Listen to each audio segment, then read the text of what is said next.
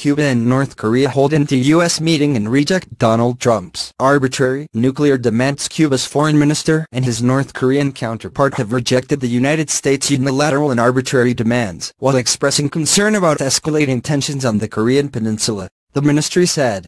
North Korea is searching for support amid unprecedented pressure from the United States and the international community to cease its nuclear weapons and missile programs, which it carries out in defiance of UN Security Council resolutions. The country, which has made no secret of its plans to develop a missile capable of hitting the U.S. mainland, has maintained warm political relations with Cuba since 1960, despite the island's opposition to nuclear weapons. Some diplomats said Cuba was also one of the few countries that might be able to convince North Korea to move away from the current showdown with the United States that threatens war. The ministers, meeting in Havana, called for respect for people's sovereignty and the peaceful settlement of disputes, according to a statement released by the Cuban Foreign Ministry.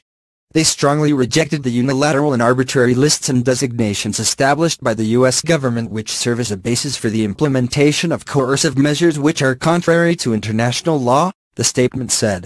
U.S. President Donald Trump has also increased pressure on Cuba since taking office, rolling back a fragile détente begun by predecessor Barack Obama and returning to the hostile rhetoric of the Cold War.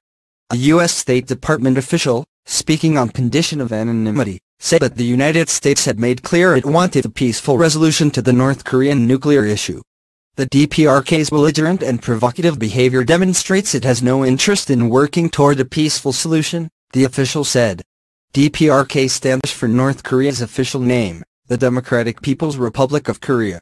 Cuba said in the statement the Cuban and North Korean foreign ministers had expressed concern about the escalation of tensions on the Korean peninsula. The ministers discussed the respective efforts carried out in the construction of socialism according to the realities inherent to their respective countries.